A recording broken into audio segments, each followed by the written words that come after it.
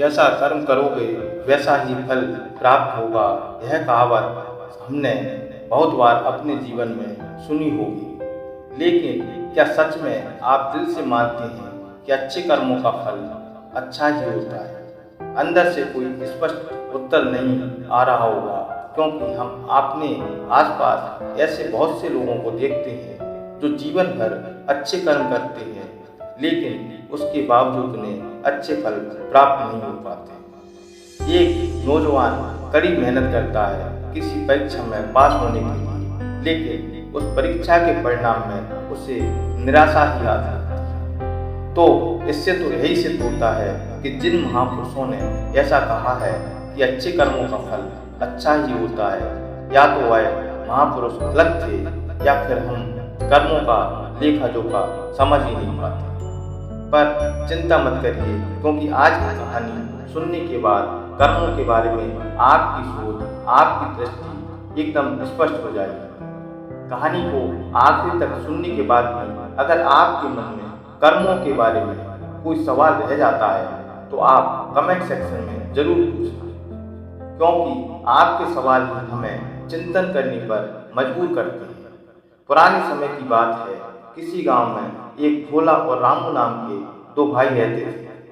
पूरा गांव जानता था कि वह कहने को भाई थे, लेकिन भाई जैसा प्रेम उन दोनों में नहीं था। रामू बड़ा था और वह भोला से बहुत तेज और चालाक था। उसने भोला के हिस्से की आने वाली खेती बाड़ी की जमीन भी खुद हड़प ली थी। इसीलिए भोला के परिवार को बड़े ही कष्ट झेलना पड़ रहे थे। भोला की पत्नी अक्सर बीमार रहा करती थी और उसके पास उसके इलाज के लिए पैसे तक नहीं थे। लेकिन अपने भाई से विपरीत भोला बड़े ही शीतल स्वभाव का इंसान था। कभी किसी के साथ बुरा नहीं करता था, लेकिन उसके मन में अक्सर यह सवाल उठा करता था कि मैं किसी का बुरा नहीं करता, किसी के बारे में बुरा नहीं सोचता, फिर भी मेरे साथ ऐसा क्यों होता है? क्यों मेरी पत्नी हमेशा बीमार रहती है? क्यों मेरे पास इतना भी धन नहीं है कि मैं अपने जीवन अच्छे से चला पाऊँ? क्यों मुझे मेरे कर्मों का फल नहीं मिलता? और मेरा भाई इतना क्रूर, इतना चालाक है, वह हमेशा मजे में रहता है, उसे तो कोई परेशानी नहीं है। वह सोचने लगा कि शायद बुरे कर्मों का फल अच्छा मिलता है, अच्छे कर्मों का फल अच्छा नहीं मिलता। और धीरे धीरे यह सब उसके मन में घर करने लग गया। इस गांव में कुछ दूर ही एक सन्यासी अपनी कुटिया बनाकर रहा करते थे। जब वह सन्यासी गांव में भिक्षा मांगने के लिए आते तो सबसे एक ही बात कहते कि जो तूने किया वो तेरे हिस्से, और जो मैंने किया वह मेरे हिस्से। भोला इस बात का कभी समझ ही नहीं पाया। एक दिन जब वह गहरी चिंता में डूबा हुआ था तो उसके कानों में यही शब्द गूंज पड़े कि जो तूने किया वह तेरे हिस्से, और जो मैंने किया वह मेरे हिस्से। जैसे ही ये शब्द भोला के कानों में पड़े, वह गुस्से से तिलमिला उठा और उसने उस सन्यासी से कहा कि महात्मा, आप हमेशा एक ही बात लगाते रहते हैं जिसका कोई मतलब नहीं। अगर आपकी बात सत्य होती तो मैं अपने जीवन में अच्छे कर्म करता हूँ, आया हूँ, फिर मुझे अच्छे फल मिलना चाहिए, लेकिन मुझे कुछ भी अच्छा फल प्राप्त नहीं हुआ। मेरी पत्नी हमेशा बीमार रहती है, खाने तक के पैसे नहीं होते हमारे पास। सन्यासी ने बड़े शांत स्वर में कहा, ऐसा प्रतीत होता है कि तुम परिस्थितियों से हार मान चुके हो। कठिन परिस्थितियों ने तुम्हारी सोच पर गहरा असर डाला है। बुरे समय ने तुम्हारी सोच भी बदल कर रख दी है। तुम एक काम करना, आज शाम के समय कुछ फल लेकर मेरे आश्रम में आना, फिर मैं तुम्हारे सारे सवालों के जवाब दूंगा। इतना कहकर वह सन्यासी अपना भिक्षा पात्र लेकर अपनी कुटिया की ओर चल दिए। शाम के समय भोला कुछ फल लेकर गांव से दूर उस सन्यासी की कुटिया की ओर निकल पड़ा। जैसे जैसे वह रास्ते पर आगे बढ़ रहा था, उसे अथाह शांति का अनुभव हो रहा था। क्योंकि रास्ता गांव से दूर था, इसीलिए उसे उस पर कोई हलचल नहीं थी। बस रास्ते में जगह जगह पर कुछ लंगूर और बंदर दिखाई दे रहे थे। भोला के मन में आया कि वह कुछ फल उन लंगूर और बंदरों को खिला दे। लेकिन फिर उसने सोचा कि अगर मैं फल लेकर सन्यासी के पास नहीं गया तो मेरे सवालों के जवाब मुझे नहीं मिलेंगे। इसीलिए बंदरों से वह फल बचाता हुआ उस सन्यासी की कुटिया तक पहुंचा। जैसे ही भोला उस कुटिया में पहुंचा, वैसे ही सन्यासी बोल पड़ा, तुम्हारे मन में था तो फिर तुमने यह फल खिला क्यों नहीं दिए? उन बंदरों को यह सुनकर भोला आश्चर्यचकित रह गया कि सन्यासी को कैसे पता चला कि उसके मन में बंदरों के प्रति फल खिलाने की इच्छा उठी थी। उसने पूछा, महात्मा, आपको कैसे पता चला कि मैं बंदरों को फल खिलाना चाहता था? सन्यासी ने बड़े शांत स्वर में कहा कि जरूरी यह नहीं कि मुझे कैसे पता चला, हम तो सन्यासी हैं, सबके मन की बात पढ़ लेते हैं। जरूरी यह बात समझना है कि जिस तरह एक बछड़ा हजारों गायों के बीच अपनी माँ को ढूंढ लेता है, उसी प्रकार कर्म अपने कर्ता को ढूंढ लेते हैं। यह कर्म मेरे हाथों होना लिखा था। यह कहकर सन्यासी ने उसके हाथ से फल लिए और बंदरों को खिलाना शुरू कर दिया।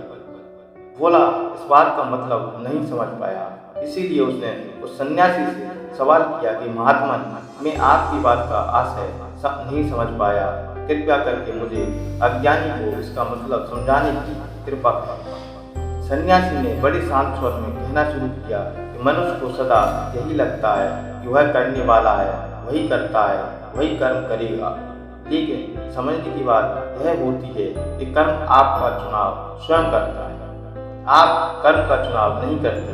अगर आप किसी कर्म को करने के योग्य हैं तो हजारों लोगों के बीच में से कर्म आपको अपने आप ढूंढ कर निकाल लेगा। इसीलिए योग्य बनने पर ध्यान दो, कर्म करने पर ध्यान मत दो।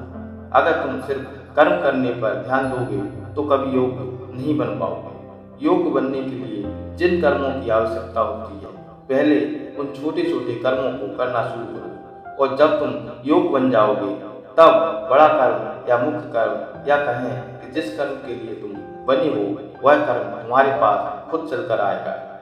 उदाहरण के लिए तुम इन बंदरों को देखो। इन बंदरों ने छोटे छोटे कर्म करके इन पेड़ों पर चढ़ना सीखा, गुलाटियाँ लगाना सीखा, और इसी प्रकार छोटे छोटे कर्म करते हुए यह मुझ तक पहुँच गए, और मुझ तक पहुँचने के बाद उनके पास इनका खाना भी पहुँच गया।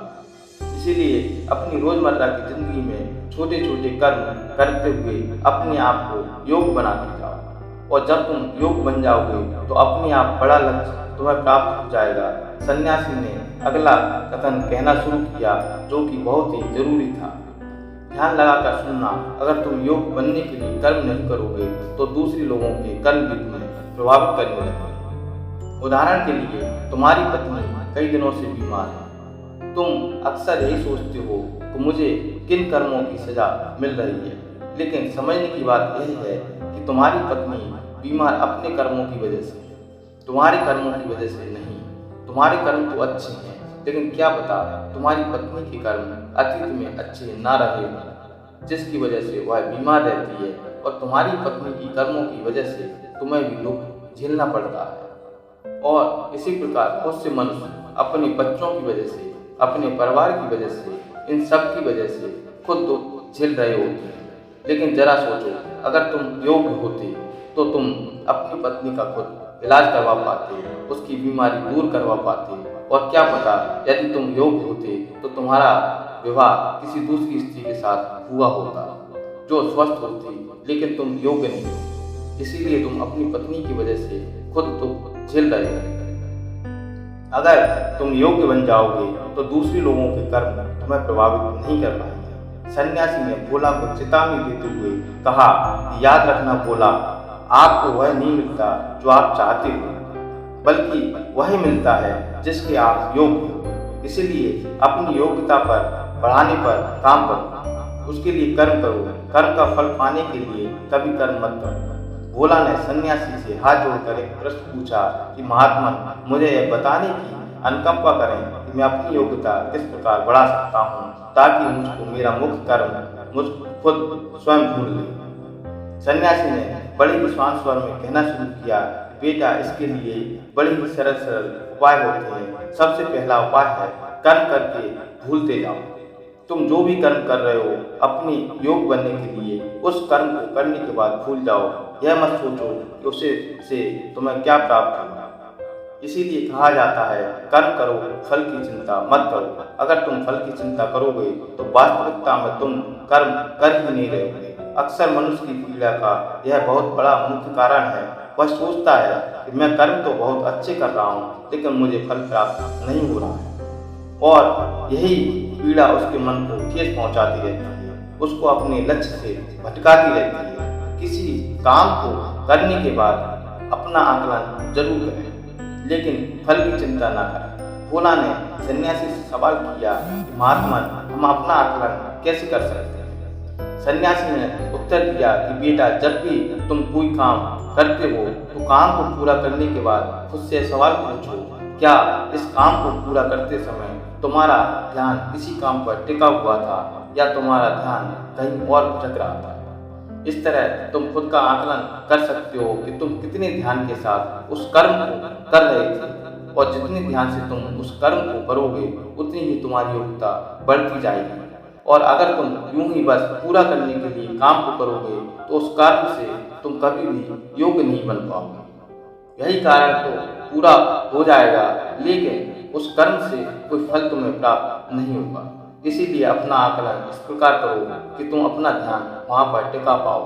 तुम्हारा ध्यान वहाँ पर था या नहीं था, या तुम्हारे विचार तुम्हें वहाँ से भटका ले रहे थे। और कोशिश करो कि अगली बार जब तुम कर्म करो तो तुम्हारा ध्यान उसी कर्म पर टिका रहे, इधर उधर दूसरी बातों में ना भटके। भोला ने इस पर एक सवाल पूछा, महात्मा, जब भी हम कोई कर्म करते हैं तो हमारा मन विचारों से भर जाता है, तरह तरह की बातें सोचने लगता है, तो हम किस प्रकार अपने मन को एक ही कर्म पर टिका कर रख सकते हैं? इसके लिए कोई उपाय बताएं। सन्यासी ने उत्तर देते हुए कहना शुरू किया कि जब भी तुम किसी कर्म को करते समय अपना पूरा भाव उसमें डाल देते हो तो तुम्हारे विचार इस कर्म पर केंद्रित हो जाते हैं।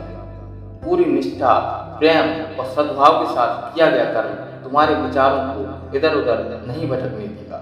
विचार तभी तुम्हें दूसरी दिशा में बहा कर ले जाते हैं जब तुम उस कर्म को पूरी निष्ठा के साथ नहीं करते, उसमें पूरा प्रेम नहीं डालते, उसमें पूरा भाव नहीं दिखाते।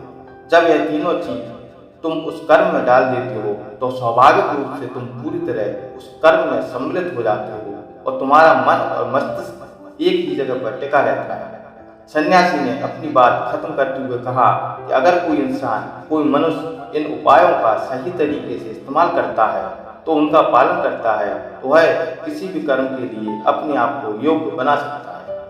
और एक बार वह अगर योग्य बन जाता है तो उसी बछड़े की भांति उसका कर्म उसे अपने आप ढूंढ लेता है। भोला को कुछ फलों के बदले जीवन भर का ज्ञान प्राप्त हुआ था, उसे शांति मिल चुकी थी, उसके मन के सारे सवाल खत्म हो चुके थे और सन्यासी को प्रणाम किया और वहां से अपने घर के लिए निकल पड़ा। रास्ता में रात हो चुकी थी, अंधेरा बहुत था और वह इन बातों पर विचार करते हुआ अपने घर की तरफ जा रहा था। दोस्तों, आपको ये कहानी कैसी लगी कमेंट बॉक्स में अवश्य बताएं। चैनल को सब्सक्राइब कर लें, बेल आइकन अवश्य दबा दें। धन्यवाद।